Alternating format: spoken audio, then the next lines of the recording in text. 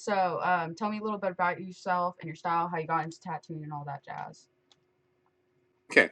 So, yeah, when I was 17, I got my first tattoo at a local shop. Um, I hadn't really ever thought about tattooing as a career prior to that, and I don't even really remember what made me want to get tattooed in the first place, other than just seeing kids around my high school with their tattoos. And there were two distinct groups of people with tattoos at my high school because there weren't a lot of options around the area I grew up to get tattooed. So you had the one group that got tattooed at it was a tattoo shop and a local truck stop, and their tattoos looked like garbage, and they'd only had them for a short amount of time at that point as well. And then there was this other group that I was kind of friends with, but not super close with. But I talked to them, I knew them, and they had really cool like traditional tattoos, but they weren't like your typical like Sailor Jerry esque tattoos. They kind of had like a darker uh, kind of spin. And so I asked around and I said, "Hey, where are you guys getting tattooed at?" And they directed me to this guy whose name was Bryce Stuck. He tattooed in Clearfield, Pennsylvania at the time. So I went and checked his shop out. Um, and I was 17 at the time, so my mom took me to get tattooed. She took my sister and I, which in PA, you're able to get tattooed as a minor as long as you have a parent there with you. So we went and got tattooed, and I got this big, like black and purple koi fish tattooed on my leg. That was based on a drawing that I did and brought to Bryce, and I saw how he reworked what I did, and like it still had the same essence, but he made it more tattooable, and gave his own spin to it.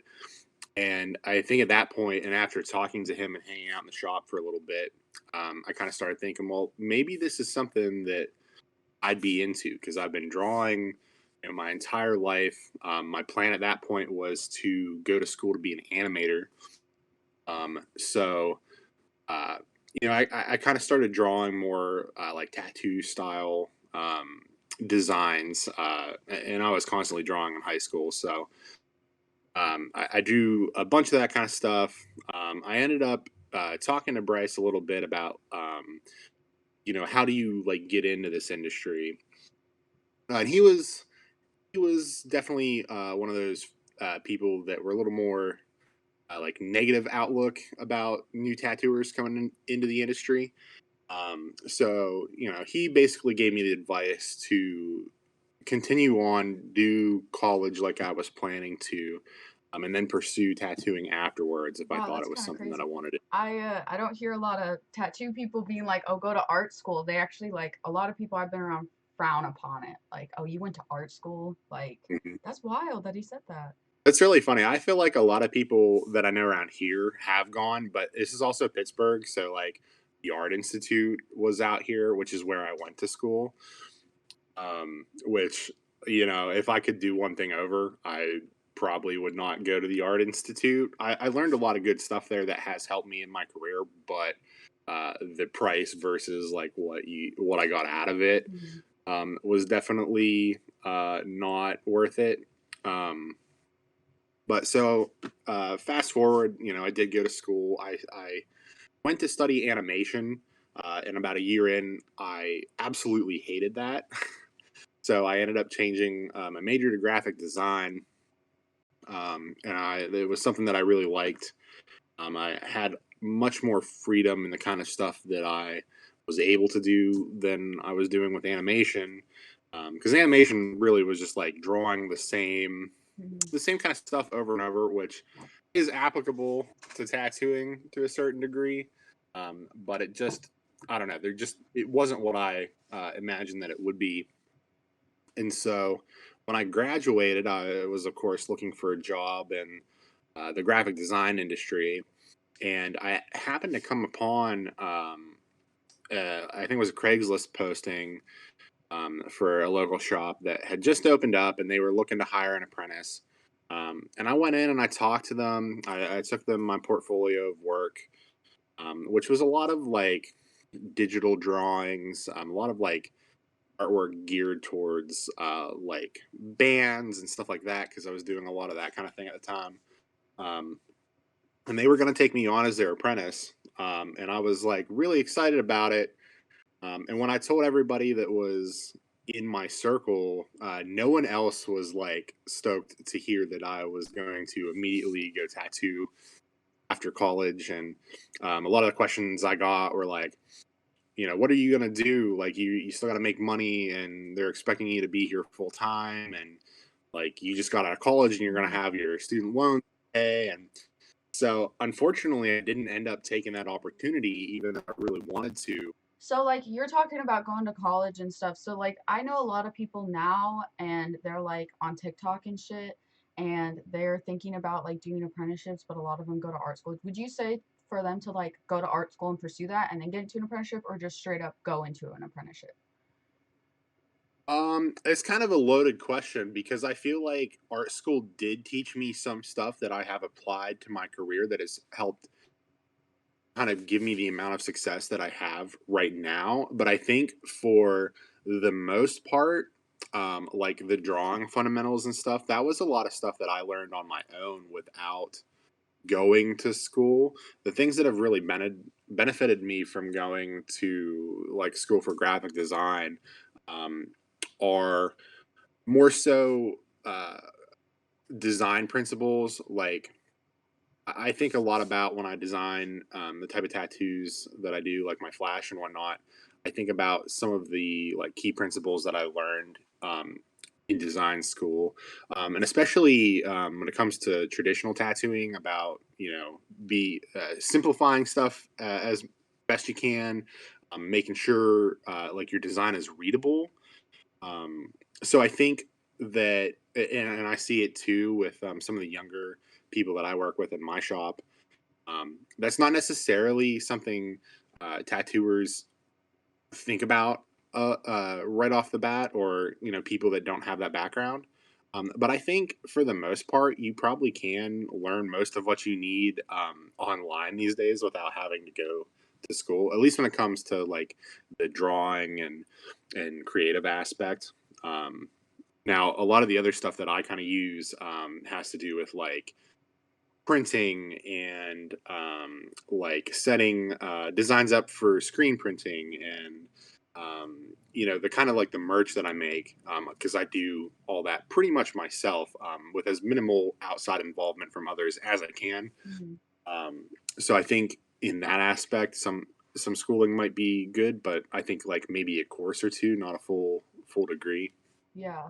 I think your flash is so badass, by the way. Like, and you pump it out all the time. How do you not get burnout from that? Like, I'm like an apprentice and I fucking go to the shop and draw for like 8 hours a day and I just feel like exhausted and I run out of ideas and shit. It's like you just pump shit out all the time and it's always good. Like you never have one that's like, oh, okay, you know? Well, thank you so much. I think the thing is that I actually do get burnout quite a bit. I- it depends on what's going on in my life, really, because there's definitely an ebb and flow of how much I put out at any given time. Um, but I think the biggest thing is, and I tell this to the younger artists here, the guys that are apprenticing with us, um, is like just even when you don't feel like drawing, just kind of getting in the habit of doing it every day, um, is kind of the thing that like gets you in that like mindset of where you need to be for tattooing. Like, because even when I'm burnt out, I want to be drawing. I have things that I want to do. Now, sometimes when I'm burnt out and my body is telling me, oh, you need to take a break for a little bit, I find that I can't physically put on paper or on iPad what I'm wanting to do, but my mind never stops going Mhm. with, you know, what kind of stuff I want to make. It's just sometimes I have to force myself to take a rest because I'm more in the, like I said, wanting to do it every day. And when I don't do it, it feels kind of unnatural. Yeah. Yeah, for sure. How has it been having apprentices at your shop with like you've talked about when we've talked before your apprenticeship you said sucked. And so like what are Yeah. the differences like have you been like, "Oh, I was treated this way, so I don't want my apprentice to be like this and that." Yeah, exactly. I mean, I say that a lot of days when they're in, and it's kind of this weird thing where, like at the point that I'm at in my career, I didn't really ever expect to like have my own studio at this point, and I definitely like wasn't planning to have um, an apprentice, let alone multiple apprentices in our studio. Um, but with that being said, I have related my experience to them a lot, and one of the big things that I tell them a lot about um, is just the fact that I'm there present, like walking them through a tattoo, especially early on. Because our one apprentice Josh literally just started doing some on skin tattoos, and so I sit with him and try to like troubleshoot where I'm seeing him have some issues. I mean, it's any time that you start picking up a new skill, it's a difficult transition, but going from drawing to tattooing, I feel like is such a transition that a lot of people don't really realize that it is, because people think, oh, you're just drawing on skin, you're following, you're just tracing over an outline, and it is that, but it's also a lot of other things that you don't really take into account.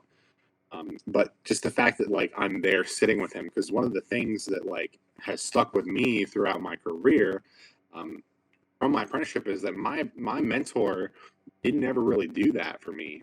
The first time I tattooed on another person, which was my dad, my mentor was like, "Okay, well you're set up, so I'm gonna go tattoo my client in the other room, and I'll check back in on you." And I think about 30 minutes in, I was having like a massive panic attack because the tattoo was not going the way that Yeah. you know I I figured it was going to go in my head, because I had that kind of you know overconfidence that you sometimes tend to have when you're first starting out. You're like, oh yeah, this is going to be great, Mhm. and it just was not going that way.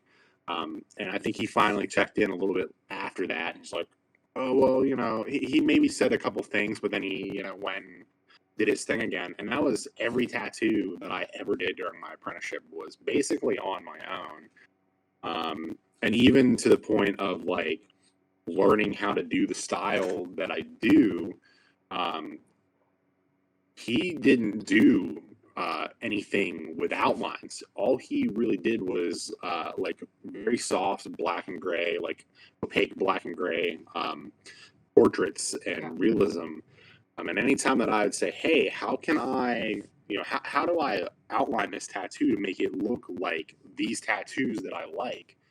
Um, Mostly what I would get from him would be, well, this is how I would do it. And it was always how he would apply a realism tattoo. And I'm like, well, that's not that's not what I'm going for. Mhm. So it was very much uh, kind of just me figuring things out on my own. Like, how do I pull a solid line? How do I whip shade? Yeah. Stuff like that. And so my apprentices, I'm very hands on with them. Um, and I encourage them to ask questions, and ask questions of other artists, which was another thing that I didn't get in my apprenticeship. My mentor was not interested in doing conventions, and his attitude towards a lot of other tattooers was like, everybody is like stupid, like I Yeah. don't associate with people, because like, yeah, for whatever reason, he just thought people didn't like him, and I definitely understand why, because he had a kind of a bad attitude about things, um, but yeah, so when we go to conventions, I tell my guys like, hey, go walk around, like talk to these people, because I have like a pretty good group of friends too when we do the conventions, that range in the amount of time that they've been tattooing, anywhere from 5 years to like 20 or 30 years. And I tell them, talk to these guys, ask them questions. Like, even if you just stand there and kind of watch what they're doing, they will give you little bits of information that, like, maybe I won't give you, or maybe something they say is going to make a little more sense than what I say. And they seem to get a lot out of that. And I know myself, that's how I've learned a lot of what I've learned at this point. It's just, kind of getting close to other tattooers that, weren't necessarily my mentor, but, that I've become friends with, and they offer little bits of advice here and there. Yeah, I can definitely relate with that. I actually just did my two first tattoos a couple weeks ago, and it was Oh, fucking. congrats. Thanks, man. It was fucking rough though. I did one on me. It's like a coffin with some spikes and shit. And I mean that one, it's totally blown out and fucked up, like 100%. And then I did my dad recently, and I genuinely like was having a panic attack after I got done with the lines because I was like, man, I just can't believe I just put this on my father. Like it was, oh my god. I definitely understand that. It's really funny too, the fact that you tattooed your dad as well, because I see this tattoo of my dad fairly frequently because my dad's around a lot, and part of my journey in tattooing has had a lot to do with my dad because my dad got sick pretty early on in my career, and he's been battling uh, colon cancer this entire time. So he's been around for a lot of things. But the tattoo that I did on him, he absolutely loves it. And I look at it and I'm like, oh man, like I don't show that to people. Like it doesn't look like a tattoo that I did. Um, I think the thing is like, even though you and I are like, oh, it is a horrible tattoo that you did on your parent, they love it because you did it. It's one of those things where like they're super proud of you no matter what. But yeah, my dad, all the time I have to be like, hey, show me your other tattoo that I did recently, not the one that was like the number one tattoo that looks awful. Yeah. So I think he's starting to kind of get the gist of that. But Have you ever thought uh, about like redoing that tattoo on him, or you don't want to touch it because it's like a piece of history and it shows how far you've come? well, so I did, because the way that I like learned in my apprenticeship was like I did the outline first, and then we let it heal. I did like I started doing shading and stuff, kind of like a few months in to my apprenticeship after I've been doing a bunch of outlines. So then I got to go back in and like touch up some stuff and add the color and whatnot. But it's been three 3 years or so since I did that on that piece, and since then with his cancer treatment, can't really go in and do anything to it because he can't get tattooed because of his immune system with the chemo and whatnot.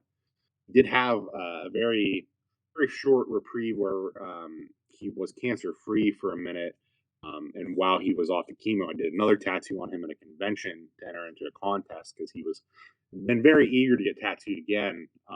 But since that point, he's back on his treatment. So unfortunately, I don't know when the next time I'll get to tattoo him is, if I'll get to tattoo him again. So it kind of is just staying the way it is right now. But I'm very lucky in the fact that my dad is probably my biggest fan. He Now that he doesn't live with me, but he still comes back to Pittsburgh, every couple of weeks. He tells everybody about my studio. He sends people to my Instagram page. And just like 2 days ago, I got a message on Instagram from a gentleman that he met at a car dealership where he's getting his truck fixed. He was like, "Hey, I just talked to your dad. Super great guy. He showed me your tattoos. I want to get tattooed by you when you're down here for Greater Appalachian Tattoo Convention." So I actually booked a tattoo because of my dad. So it's very cool. He tells everybody. Dude, that's so fucking cool. I know a lot of people in the industry who have not had like supportive parents, and I'm like the opposite because my parents were in the industry. They weren't ever tattoo artists, but they helped legalize it here in Oklahoma, and they owned some of the first tattoo Okay. shops.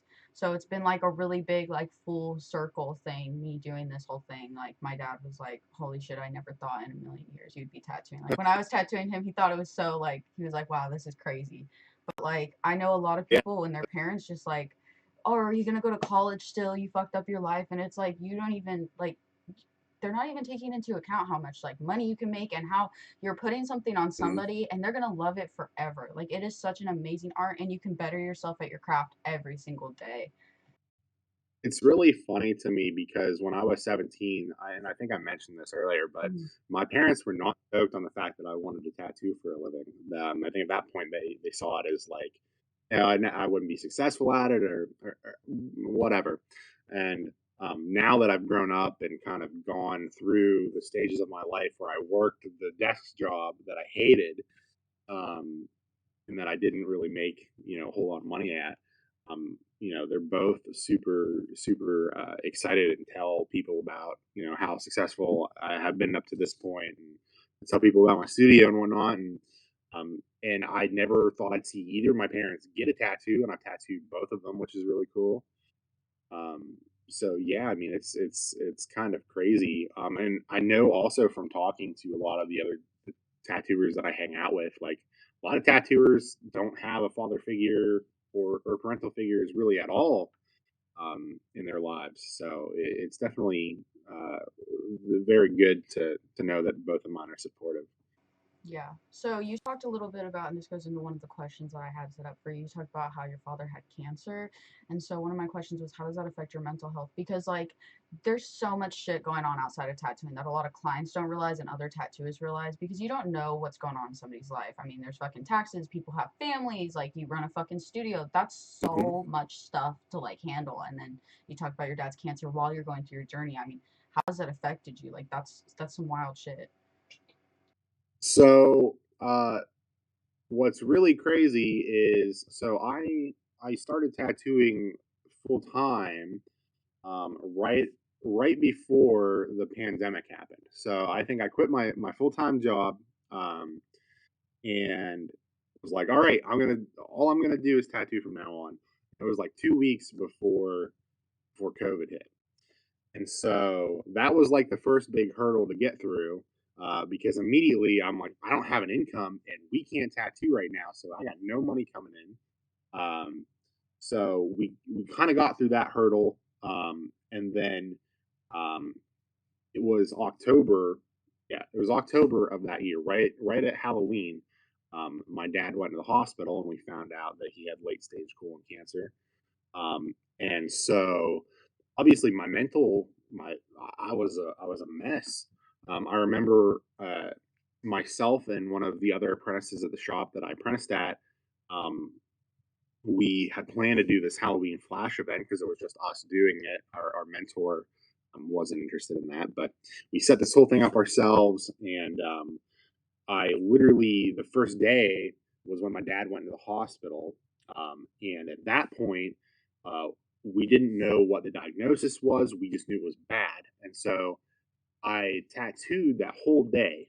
And I must have tattooed, I don't know, 10, 11 people at least.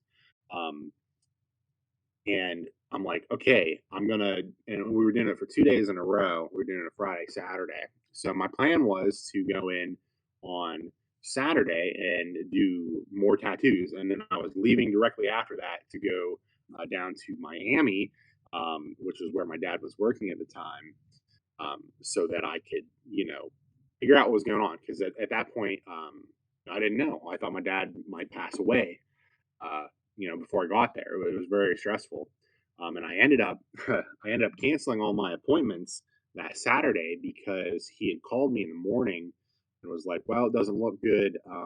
They say it's stage 4." And he looked awful. Video chatting with him, he was just like skin and bones, and you could just tell he was unwell. And so I I had like a mental breakdown in the parking lot. I start tearing up, and I'm like, I don't know what to do. I'm gonna have to like tell those people, hey, I can't tattoo you, because I gotta go.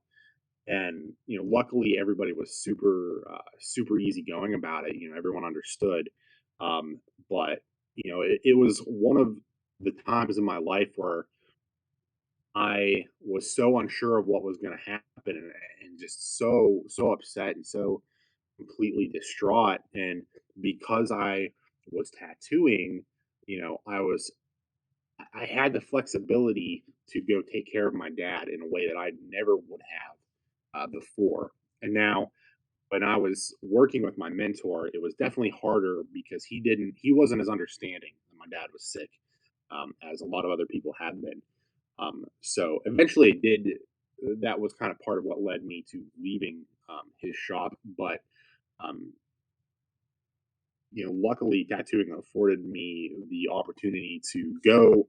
I stayed with my dad for a month in Florida, moved him back up here with me, and he started getting his cancer treatment done up here at UPMC in Pittsburgh. Um, but every day was stressful, and I would go to the tattoo shop and not really know what was going to happen because a lot of days, I'd get a call from my dad like, "Hey, I need you to like come back and help me do this." Um, and so, I'm just very thankful that I have this career where I, do have that opportunity to be able to help him when he's in need. And still there's still stuff that I end up helping him with. Even though he doesn't live with me now, I still find myself, doing stuff for him. So, it's one of those things where it's a huge blessing to have the flexibility that I do, and definitely owning my own studio. I do have a little more flexibility because I'm in charge now and not answering to somebody else. But obviously, I still have to pay the bills here and make Mhm. sure the studio is running. But So you've talked about how your mentor, I mean, he seems like kind of unempathetic, to be honest, and like a little bit like yeah, that old school biker tattooer mentality. Like, how was that? How was your apprenticeship? Like, was he like making you like go out and streak? Like, was it like one of those really toxic type of apprenticeships or? it's a really weird thing because his mentor was one of those old, like the old heads, the old biker dudes. I mean, he always talked about, like how he couldn't stand his mentor and how much of an asshole his mentor was, and how he wanted to do things differently, and he definitely did do some things differently. I think the thing was, um, and I know I kind of mentioned it, but he was one of those guys that took a bunch of apprentices on, and we all like paid for our apprenticeship, so we were basically just a paycheck.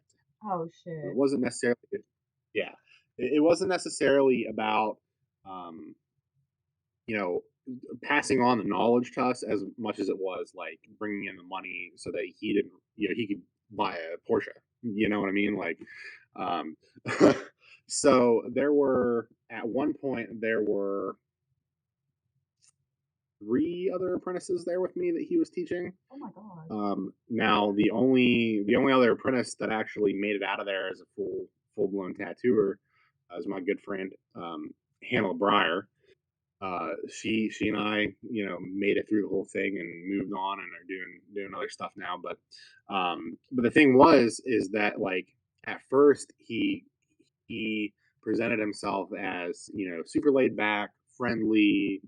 Um, he kind of always said, "Well, I'm an asshole, but like I know I'm an asshole." And we kind of had that understanding. But the thing that happened as we went further and further into our apprenticeship, and he brought these other people on as well.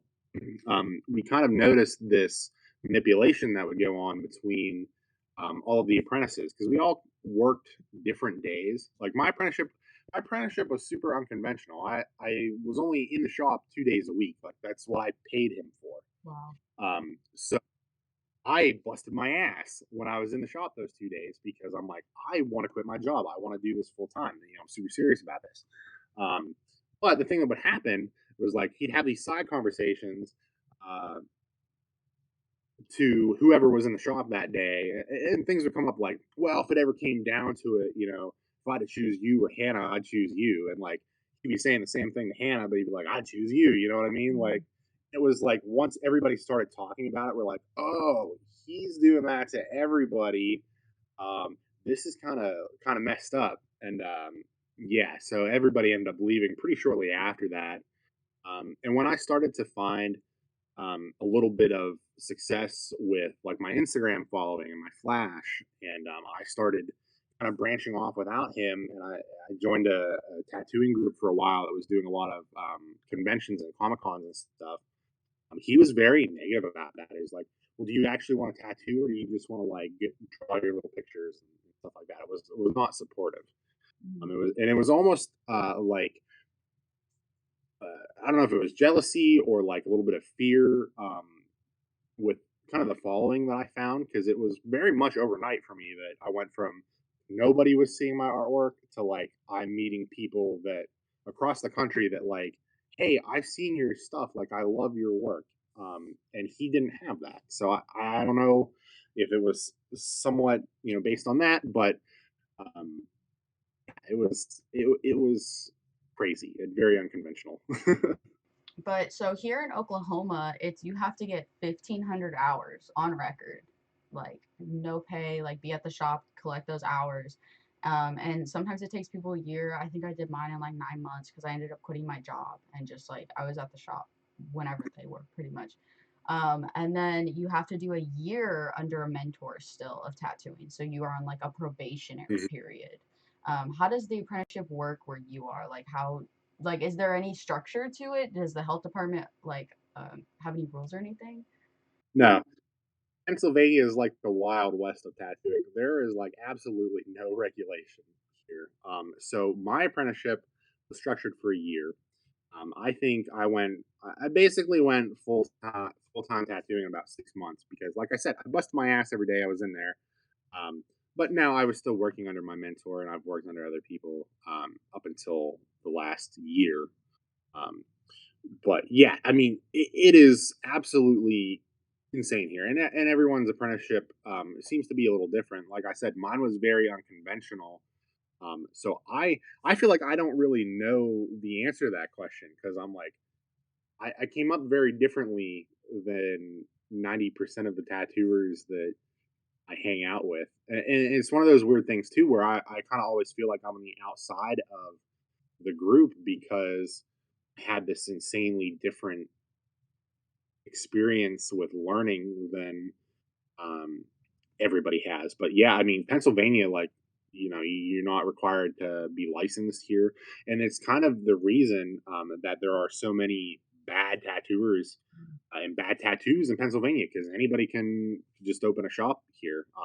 It's actually very funny. There used to be one like a couple feet from us, and I won't say his name or anything, but he is horrendous, like a straight up scratcher. And he's been in business for like 10 years, and it's kind of his claim is like, "Oh, I've been doing this for 10 years." Uh, it very much looks like you've not ever formally learned anything. And I think there are good things and bad things about the lack of regulation here. 'Cause, I'm all for like the government kind of stepping back a little bit and keeping their Yeah. hands off of but at the same time, it does create some problems, especially for clientele more than anything, because there is so much variety in the skill level, and who is operating a tattoo machine in Pennsylvania. But so like I went down to Dallas for a tattoo convention and it's very much the same where it's like you only need a license for your shop and you don't need to license. So they're like pumping out apprentices, which like I see the negative in that because they're just like literally like anybody could be like a shop bitch and then pay you and just Mm-hmm. like and then there's no regulations of like if they fuck you over and take your money, it's like, well, sorry, you're at a loss. Which like here it's a little bit different. Like you can only have one apprentice in the hours and then one apprentice in their year, but it's still like people will Okay. still like pump them out and be like, oh, if you wait for this year to be up, I'll apprentice you when they get done and stuff like that. I definitely think there's bad and good in that.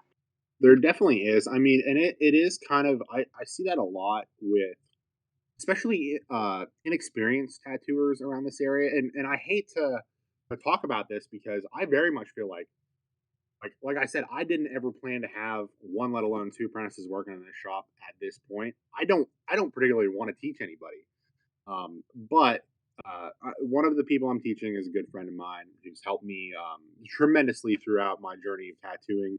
Um, and he helps me do a ton of stuff here. He's helped me like move my dad and like all sorts of stuff. So and I'm trying to like help him, kind of better his life because he is kind of in a position where I was before I started tattooing, where he hates his job and it's just like it's not good for his mental health, and he's gotten a lot more familiar with the tattoo industry because of seeing my journey, and I would bring him along to conventions to help me, stuff like that. So I'm teaching him, and then our my other artist Kate had a good friend had started an apprenticeship in Rhode Island a couple of years ago that he never got to finish it, and he had some unfortunate life events kind of get in the way.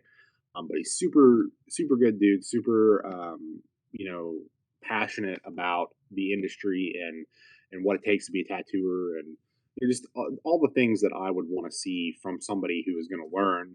Very much reminds me of myself. So it's kind of one of those things where I'm like, okay, I can. He seems like he'll fit here good, so let's do it. But I think a lot of tattooers here, especially, like I said, with my mentor, we're a paycheck. It's not necessarily about wanting to do a good job. It was how many people can I teach at once, so that I can pay all the bills that I don't want to take my tattooing money Mhm. to pay. And unfortunately, a lot of those people that were with us, like I said, the only two that are actually tattooing professionally are myself and my friend Hannah. There were three other ones during the course of time that I was there that are tattooing now or aren't tattooing professionally. Um, and it's unfortunate that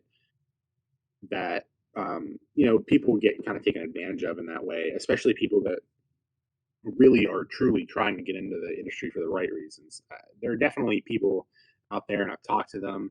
That kind of have that mentality of like, well, it would be fun to learn to tattoo, or like, I'll be instantly rich, or I'll make so much money, or whatever.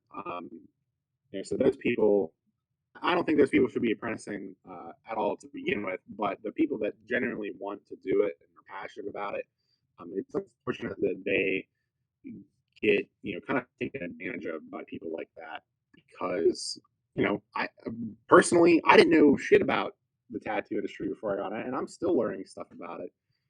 The politics of tattooing and like the I don't know. There's like a community around it that like I said, I sometimes feel like I'm on the outside of because I wasn't in the tattoo community growing up. It's very recent, so um, yeah, I mean, it's like just stuff that you don't know, I guess, coming into it. Yeah. So like you were talking about how you don't think like people who are in it for the money or like the fame or anything like that should be in the industry. How do you feel like, I mean, I don't really get on TikTok. I fucking am not a fan. But like, how do you feel about Not a fan. Not either. yeah, like we have so many kids who are around my age, specifically girls a lot of the time, and they'll come in without even a portfolio. Like I had a portfolio and I was going shop to shop like a wild duck chase. Like it was awful. But we have people come in and they just like got a wild hair up their ass from TikTok and they want to be like an apprentice. Like how do you feel about that whole movement? And especially I see a lot of people like tattooing from home or like working on fake skin at home, buying shit on Amazon, and it's like, oh my God. It's very frustrating, and I know, it's not just people like me talking about it. It's people that have been in this industry for 20, 30 years talk about this too. Um, the there's this like over glamorization I feel like of tattooing that's happened recently with not only TikTok but obviously you've got your shows like Ink Master and the very like dramatized sort of TV programming around tattooing that kind of creates this false sense of what tattooing is, and it's very much just a skin deep interpretation of what it takes to like be a part of this industry. Yeah, I mean, it's very frustrating to see that. And with the people that are tattooing out of their homes on fake skin or their friends or whatever. I mean, I know you said you just started doing your first couple of on skin tattoos, but in the short amount of time that I've been tattooing, I've had to fix those tattoos. I've Yeah. had people come in. Well, my friend did this stick and poke on me, and I need it covered or I need it fixed. You see so much of that, and it's really unfortunate. It's unfortunate that people have access to low grade tattoo equipment because they're going out and they're fucking their friends up and like they don't know what they're doing and and I think part of that comes from TikTok and TV and whatnot.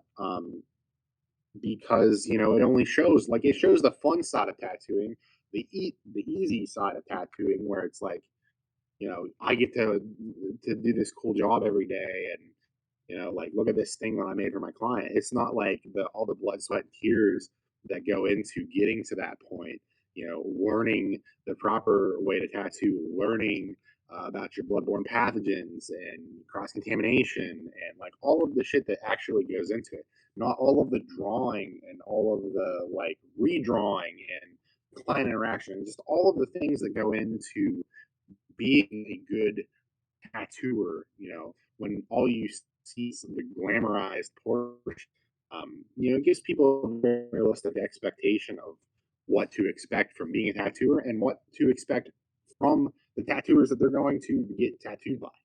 Yeah. I for sure, as an apprentice, I feel like I'm in such an eat shit stage. I literally like every day hate myself, what I'm drawing, every like it's gotten harder, especially with tattooing on people. I mean, I've only tattooed myself and my dad, but it's like, holy shit, it's difficult, and people don't Mhm. really talk about that. And fake skin is so fucking different than real skin. Like it's like tattooing a fucking tire. I went from doing that to people, and it's like people are Yes, like butter, and it's easier to fuck them up than it is to fuck up a flat piece of rubber. You know what I mean? it So, is.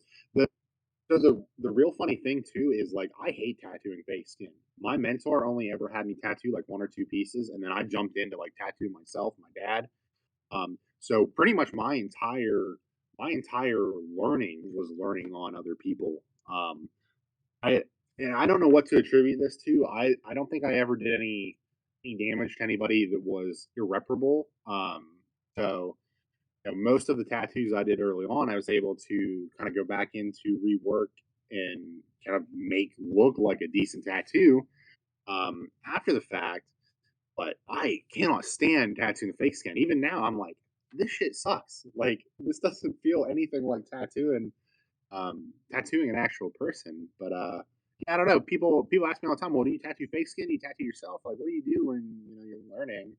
I always tell them like, tattooing fake skin is nothing at all like tattooing real skin. And our apprentices, um, you know, have done a lot more fake skin practice than I ever did.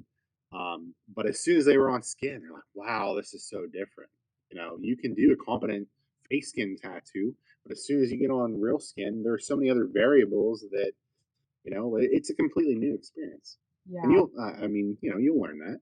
Oh, I've already, I mean, like from tattooing myself, I am like 19, I'll be 20 next year. So I am like fresh skin. And I hadn't really had a lot of tattoos. I was waiting to get a specific tattoo. So I kind of had a lot of hate from that when I was trying to get my apprenticeship because I wasn't tattooed. Um, but Uh, now I'm like yeah, collecting them. It's like an addiction. Like I got 3 tattoos in the last 2 weeks. I'm like, I mean, it's bad. But yeah. like me tattooing myself and like my nice buttery skin to then me tattooing my dad, it was like completely different. He's like a 40-year-old man. It was like and that's going to be with everybody. Everybody has different skin, everybody is different pigments, and like some people get affected by other stuff. Like yellow for me for some reason will always flare up whenever I get tattooed and shit like that. So yeah, it's like how do you what do you tell your apprentices like to combat that, because you're saying they're working on fake skin, and like I said, it's so, and it's so different. So, our apprentice Curtis, who is a little further along, he's been doing more like on actual skin tattoos. I think he's probably in like the low tens, maybe teens at this point. The tattoos he's done. He's doing very well so far. So, I'm incredibly impressed by what he's doing. I tell him all the time, like, hey, I wish I had been tattooing like that, as early on as you are, because like my shit look like garbage. But even with our other apprentice Josh, he's just done his first. I think he's done about 3 tattoos on skin now, and I'm kind of working with him to kind of solve those problem areas. But what I tell them a lot is, it's kind of hard because every time that you think you kind of get a grasp on tattooing real skin, somebody's going to come in and their skin type's going to be completely different. It's just that you kind of just have to get a feel for it. After you've done so many tattoos, you kind of know how to approach certain skin types. Whether the skin is kind of thin, or the skin is a little rougher, drier, or You know what I mean? Or stretchier. That's a big one that I always am telling about. Like, make sure you're stretching the skin a lot. Like, if you think you're stretching enough, you're probably not. Stretch it harder, because like it's just something that you don't think about when you're tattooing uh, a flat piece of silicone that you very much have to think about when you're tattooing a living person. And not only that, but that person moves. Like whether it's just them breathing and the slight up and down motion. Like there's so much that you have to account for. But one of the biggest pieces of advice I give is like just sit back and take a breath. Like if you are having trouble, doing a good line, doing a good solid line, like just think, what are the basics that I need to do? Do I need to stretch the skin tighter?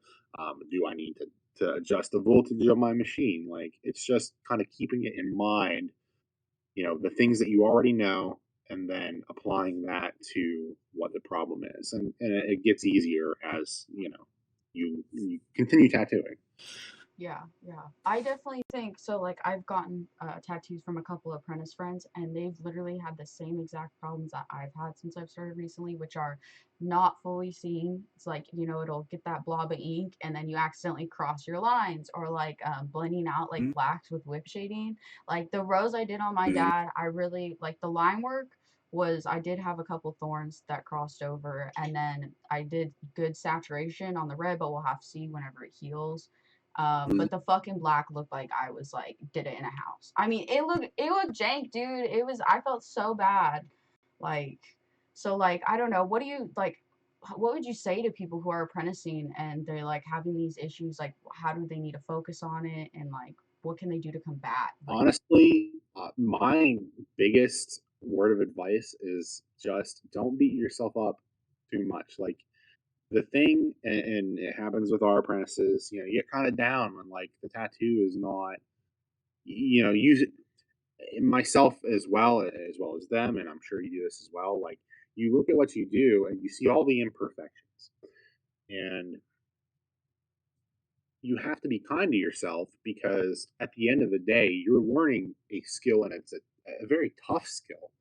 People think this is easy, but it's really not.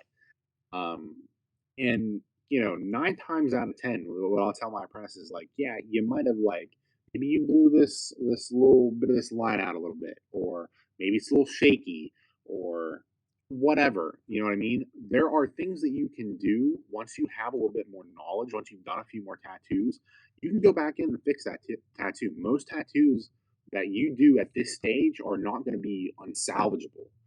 Um, just it is a permanent thing. You want to go into it with a mindset of like, I'm doing this as a permanent piece of art on my client.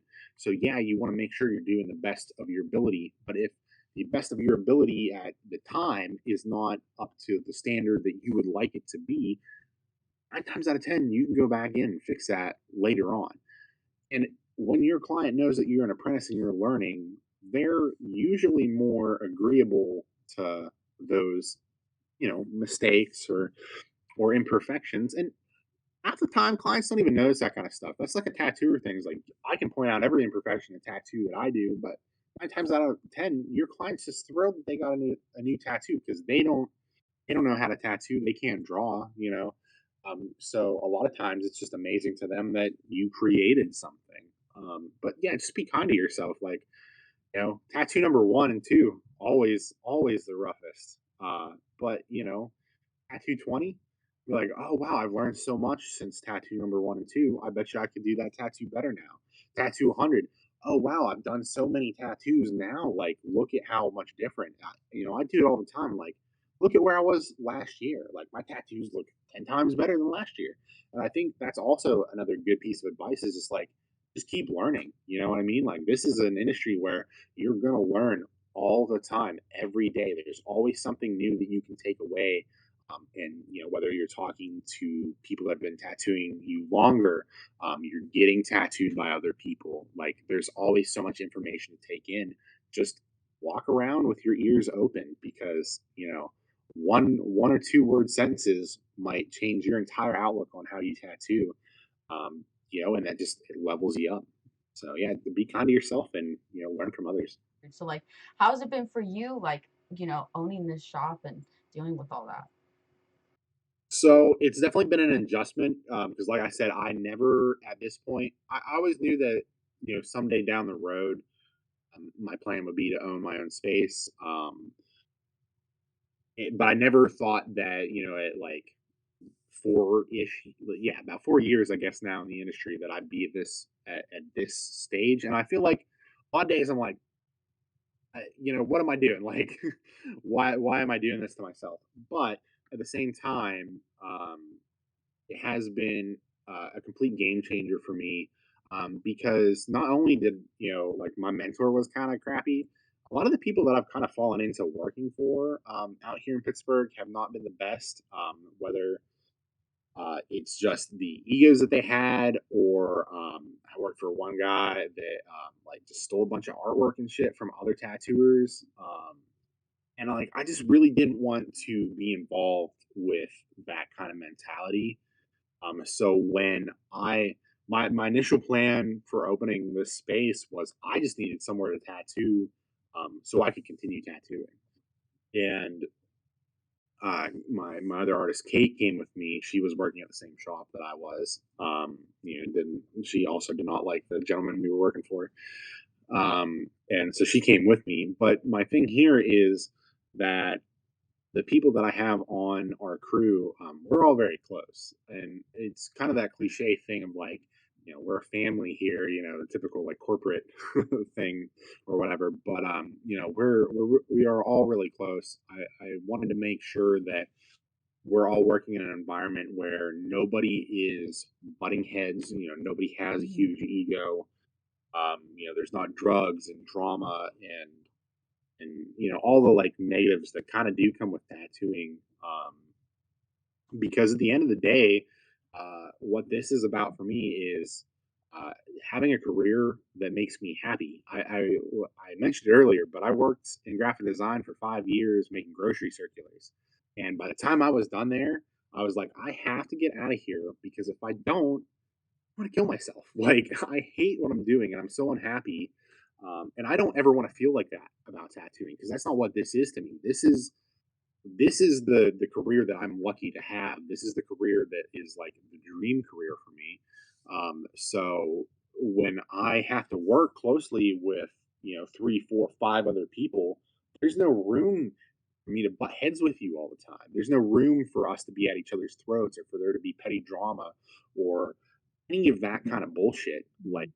let's come in here and like make cool art and like have a good time. Like I want to be here having a good time, being inspired by the other people that are around me and not being looked down upon because I haven't been doing this as long as they have, or um, you know what I mean? Like just not that type of drama and bullshit because I've dealt with it so much in the little bit of time that I've had in this industry. I've had enough of it to last me a lifetime. Yeah, I haven't even been at a lot of shops, but like I said before, I was at another apprenticeship before this apprenticeship, and I was there for 6 months unpaid, like literally a shop bitch. And they were like, "Oh, we're gonna give you an apprenticeship," and then the way I was treated was like, "You're not an apprentice, but we expect you to do this, this, and that," and like.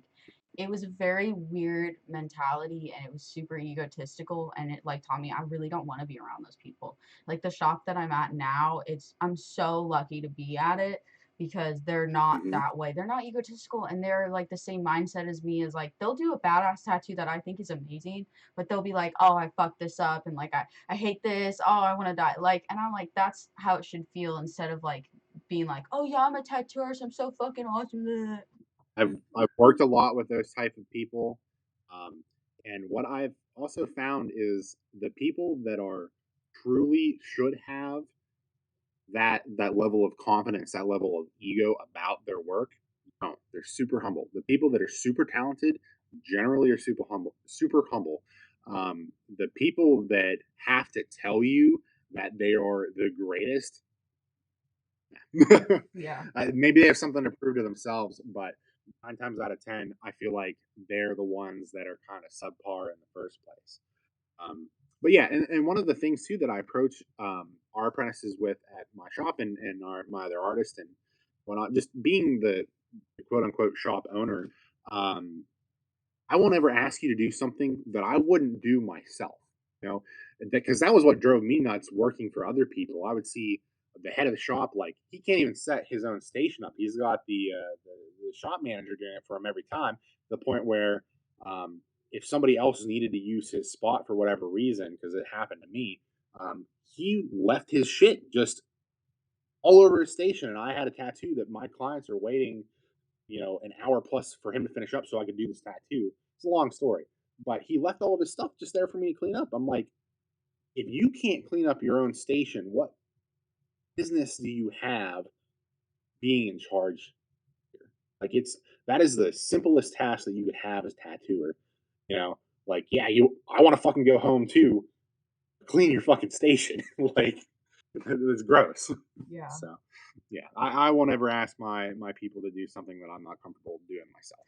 Do you so like during my apprenticeship, my mentor would give me some prompts and I would do them 100%. He'd even try to give me stuff that I'd be interested in, but he really found that whenever I just kind of draw my own thing, because I just get inspired by the most random shit. I'll watch a fucking movie and be like, that's awesome. I need to make flash of that, like blah blah blah. And it makes me do my best stuff. Are you that way with your apprentices, or do you like you have to draw this? I want you to do this, blah blah blah. So it's I'm kind of we're kind of approaching our apprentices as individuals, I would say, because our apprentice Curtis has more of a background with the tattoo industry and drawing, and he kind of has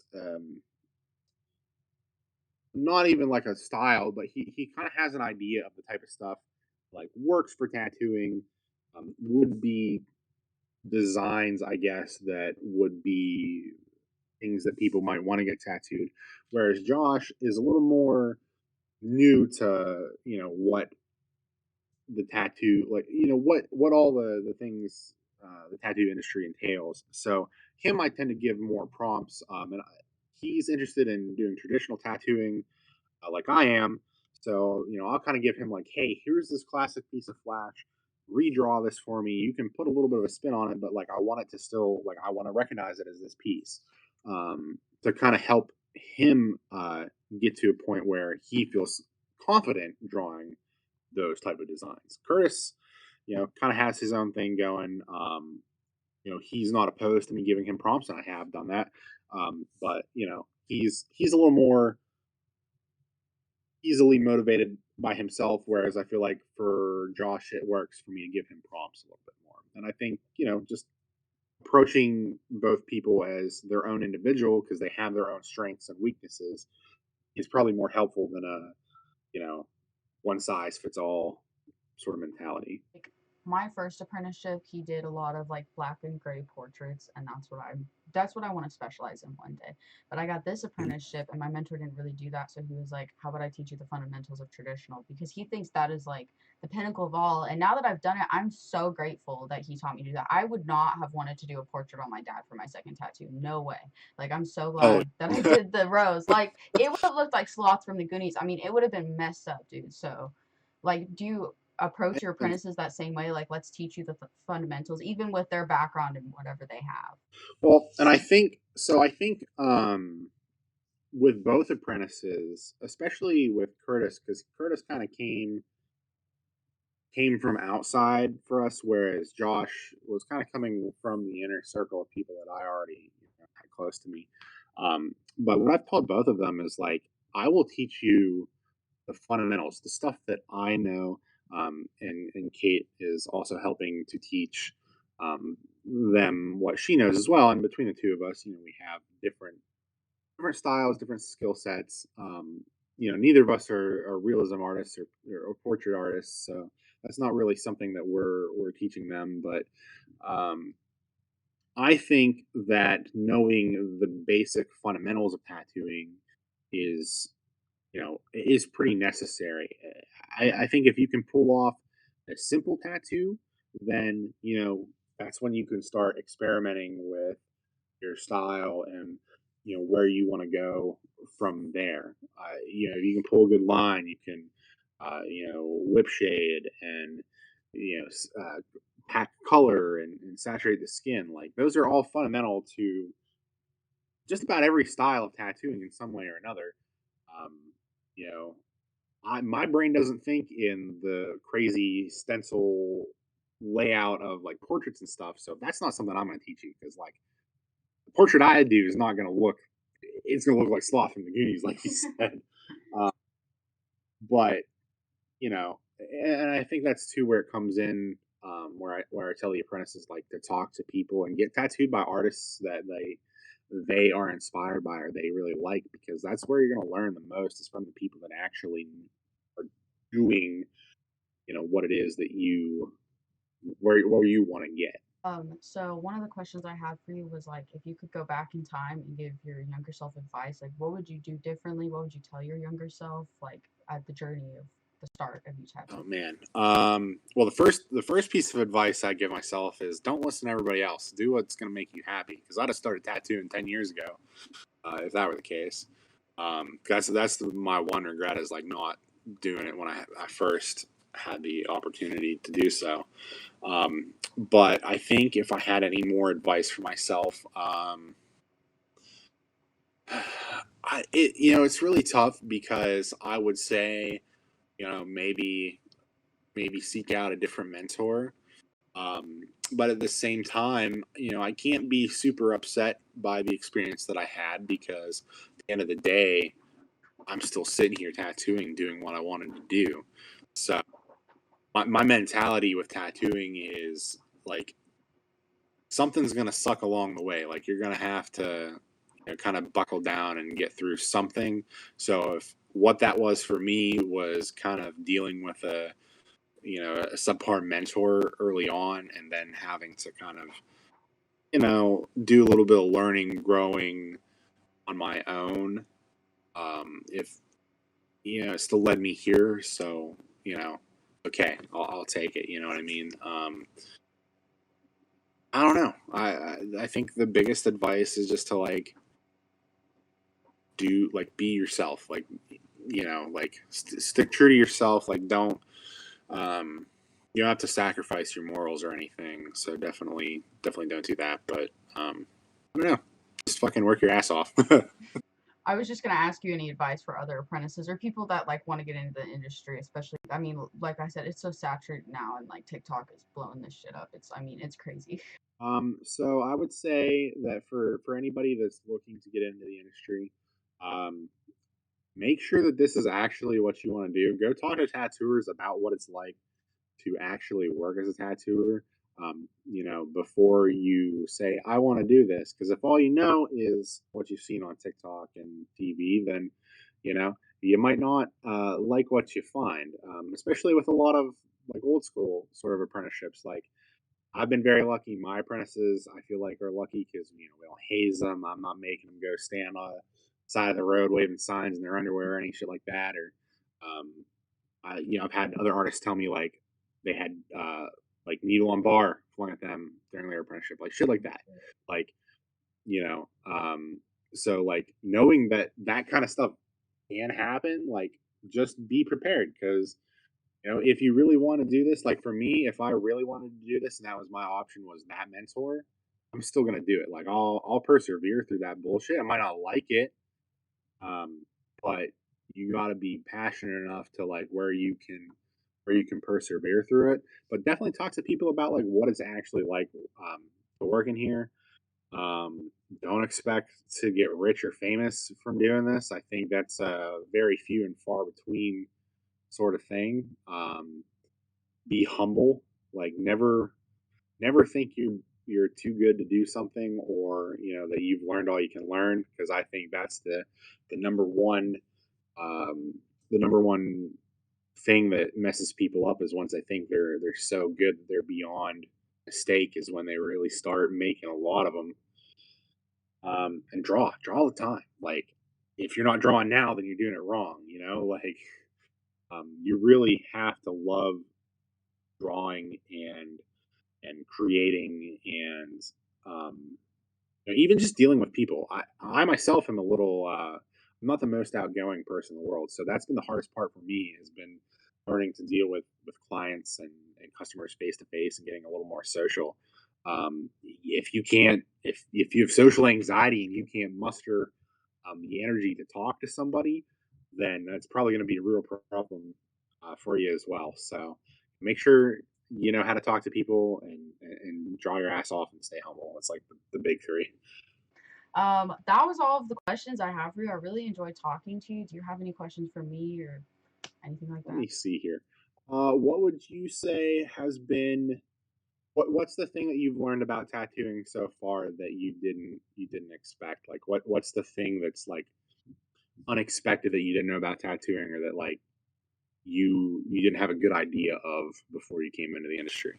That's a really good question. Honestly, I think it's just the amount of different people who come in and get tattooed. I really thought like growing up my parents are covered and we get like just the most disgusting looks and it's like we get people who are the most like normal, like kind of uptight people who Hmm. come in and get tattooed and it's crazy the just all the different walks of life that come in and get I really just didn't expect that. I really had like a mentality it was like one sort of group and I know that like I don't personally like uh TikTok glamorizing it or like Ink Master and stuff with all that drama and shit, but I do think it's done good to normalize it more because it definitely was like when I grew up around it, it was like con artists, people in prison, and like it was shit like that. And it's so like all of my like friends who are very normal, like some of them are like Christian white girls, have like tattoos and shit. And I think it's the coolest. Like I think that's like the biggest thing that I've learned. And just like watching the guys,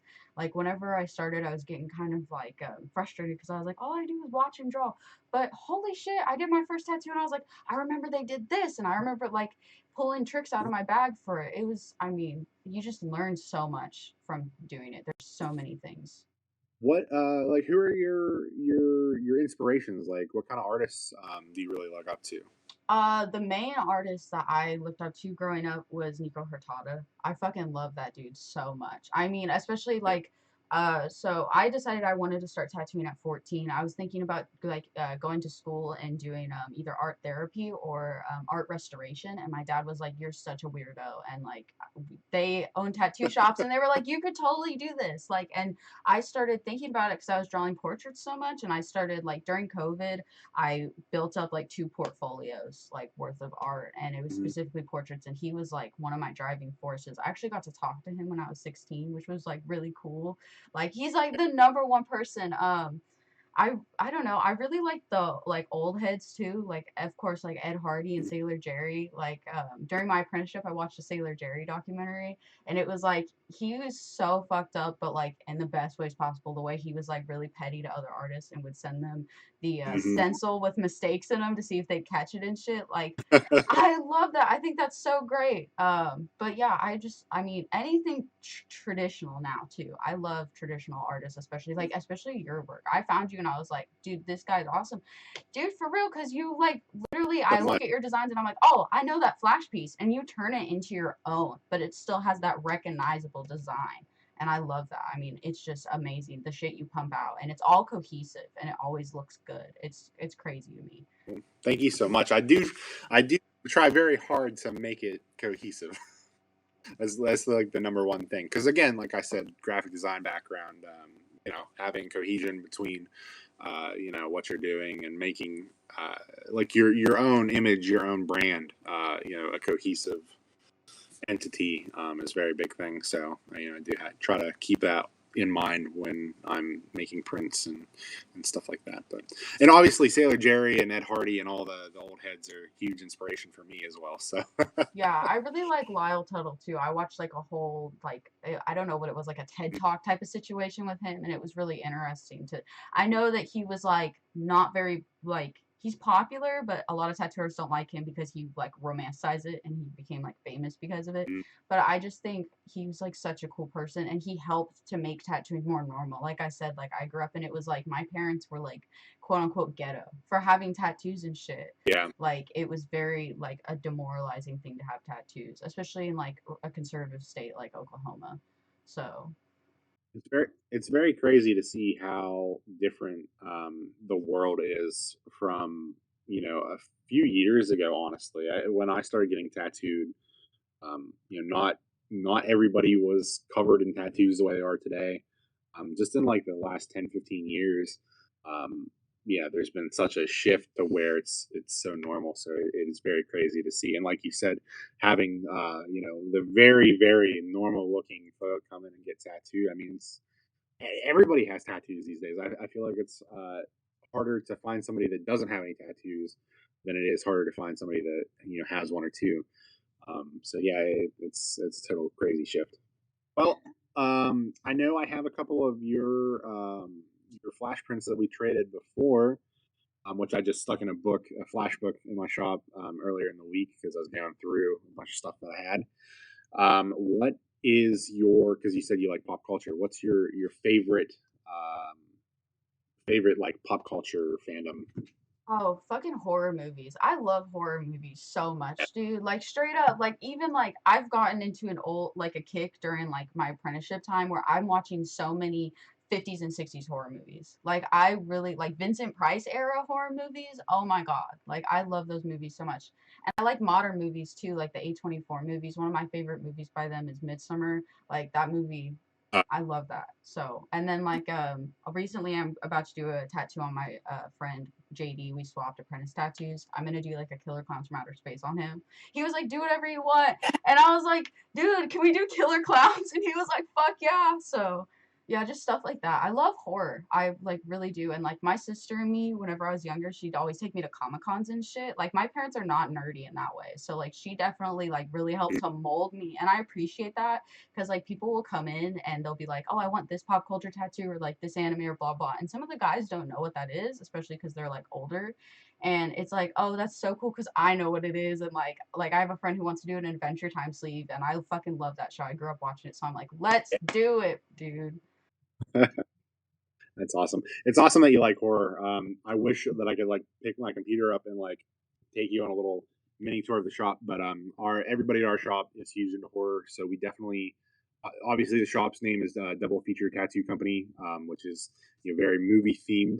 Um, in the front like waiting area of our shop that's behind this wall behind me, we have a projector with a bunch of like horror posters. And our apprentice Curtis one day came in. He was like, "I got a clown costume in my car," and we're like, "Why do you have a clown costume in your car?" And he brings it in, and it's a Shorty costume from Killer Clowns. Oh, that's awesome. So of course we made him put it on. I got some photos a couple days ago when I did a Killer Clowns tattoo with him wearing it, and made him look like he was doing the tattoo.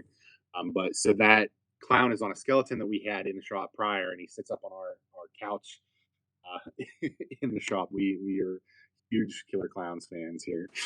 What's your favorite horror movies? Or like that's a hard question. Like when people ask me that, I have like I'm like, well, there's so many and there's different categories. So like I don't know, give me like throw out some of your favorite horror movies, man.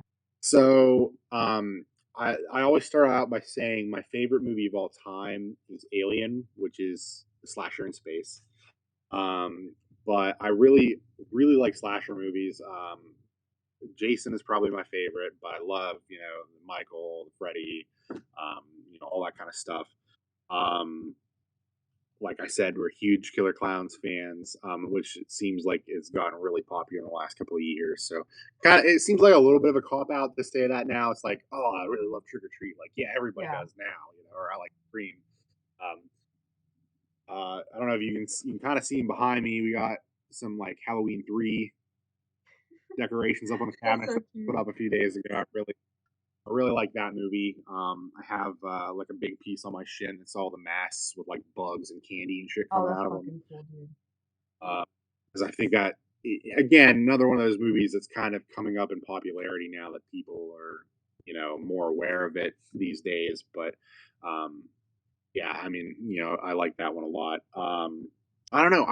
My girlfriend and I are super into horror, so we watch it all the time. So I don't know, just pretty much anything, honestly, unless it's like really low quality. But even sometimes those are fun. So cool. So yeah, our shop is called Double Feature Tattoo Company. Well, we're at Double Feature Tattoo on Instagram. We're located in Irwin, Pennsylvania. So if you're in the Pittsburgh and surrounding area, that's where we're at. If you want to follow me on Instagram or check out any of my work, my handle is at Rob2Morrow. Two is in the number two, and Morrow as in Morrow.